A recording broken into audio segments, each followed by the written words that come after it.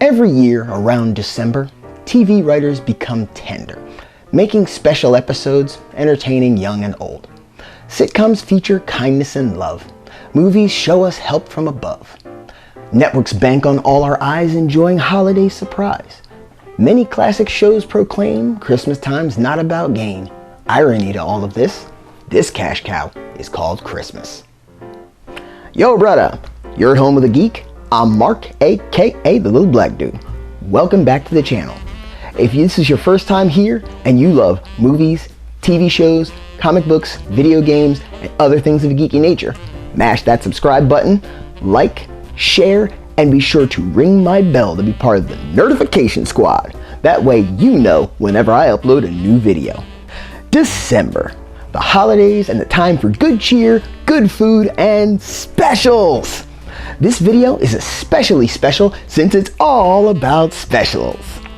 And it in itself is special because this is my 3-year anniversary on YouTube. Yay! Thank you to all of my brothers and sisters, my brotherhood, my sisterhood, who listen to me talk about random crap in pop culture. So I'm giving you guys a special about Christmas specials. Christmas specials have been around practically since TV's been around, and nearly every show has had at least one Christmas-themed episode. Some are straight up heartwarming, others are funny with a loving conclusion. And I cannot help but watch them every chance I get. Even when it isn't Christmas, don't judge me. In the down low, let me know which special is your favorite. Mine, hands down, is A Christmas Story. The first Christmas special I remember seeing as a child was It's a Charlie Brown Christmas. Nothing too out of the ordinary since Peanuts had a special for literally every holiday majorly celebrated in America, it seemed. This affects me so hard that I want to have a Charlie Brown Christmas tree in my home every year, but I don't because I'm broke as fuck. Listening to Linus recite the scripture speaking of the birth of Jesus, then seeing the quest for the tree among other things warms my tiny little heart every year. Then there's The Grinch Who Stole Christmas. You're a mean one, Mr. Geek. Which is my absolute favorite animated special. I can definitely relate to both The Grinch and Cindy Lou Who during the holidays. More so since I worked in retail, and have nothing but the fondest memories of it growing up. Watching the Grinch and his dog Max make a Santa suit, that one antler on poor Max, and the subsequent stealing of the presents and decorations makes for an amusing watch. The moral at the end resulting in the Grinch's heart growing 3 sizes that day. And we can't talk about Christmas without talking about Rankin Bass. Even though they produced other animated properties, leave a comment in the down low if you want a video about that another time. The specials like Santa Claus is Coming to Town and Rudolph the Red-Nosed Reindeer are stop-motion magic. Being a strange kid from childhood, I immediately related to Rudolph being different from everyone and the efforts made to keep him from standing out from the other young reindeer. It would really hit home, and the Island of Misfit Toys hit even harder. Poor Herbie! Of course, my favorite character in this special was hands down Yukon Cornelius. All kinds of fun watching him. Rankin Bass was classic, and their names are synonymous with Christmas. Ah, memories. I mentioned A Christmas Story earlier, and it's a tradition on TV that one of the stations, usually TBS, sometimes TNT, play that movie all day on either Christmas Eve or Christmas Day. It changes every year, but it's still a hilarious way to celebrate. Someone should do that for Hocus Pocus or Nightmare Before Christmas on Halloween. Just saying. I wasn't Ralphie in my mind. I wasn't even Randy. I often saw myself as the kid standing behind Ralphie in line to see Santa. I like Santa. I like the Wizard of Oz. And just watching as the lug nuts went flying and Ralph cursed in front of his dad. Let's just say I have flashbacks. These are beloved specials, and many people enjoy them every year. But there's some few remember. One in particular is an obscure favorite of mine. Alien's First Christmas from 1993. I was about 12 when this came on, and I only saw it that Christmas.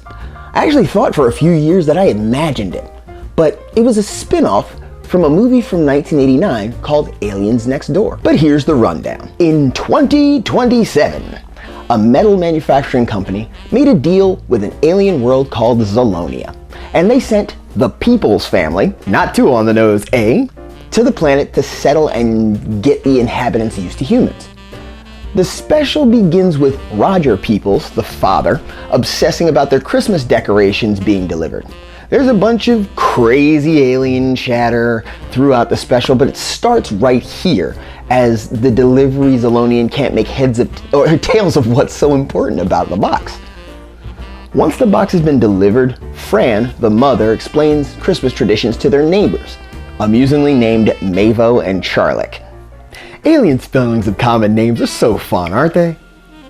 They mispronounce Christmas as Cross Moose and Kickmass, which would be an awesome ninja holiday. Gotta work that one out. Until the reveal of Roger's generator to run the Christmas lights explodes and destroys the decorations. Fran and Benny, their son, shun Roger. After the accident, so he sets out to at least replace their presents. This of course backfires as he unwittingly goes into a pet store and buys a hat and ball, not knowing there were two animals, nor that they were mortal enemies. Which begs the question, why sell both those creatures at all? He attempts to sneak them in the house under his shirt and gets severely owned by these two creatures. Roger can't catch a break. Mavo and Charlick want to cheer the Peoples up, so they redo Christmas decorations with no understanding of what any of this stuff is. Best line of the show is when Charlick asks when they get to set the stockings on fire, and apparently approximate everything as best they can. Charlick dresses up as Santa Claus, who, according to Mavo, carries a big bag with a garden hoe and ho ho ho's all the time.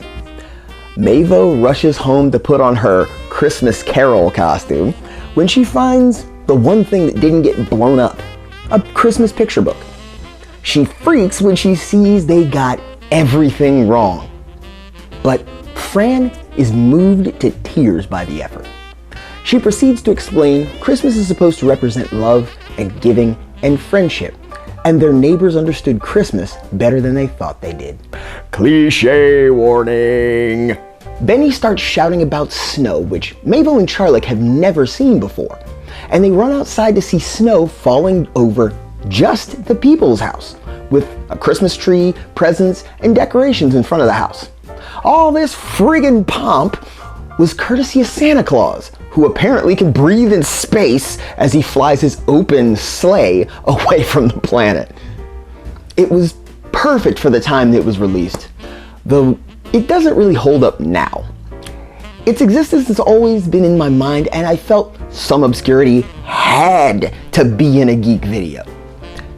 Thank you all for subscribing and continuing to watch my ridiculous videos, which you'll find more of on the end card. 2020 is fast approaching, and new stuff will come to this and my second channel, Inside the Geek. I hope you have a happy and safe holiday with all the people you love. Until next time, this is the little black dude. Put your fist up with me. Stay geek and proud.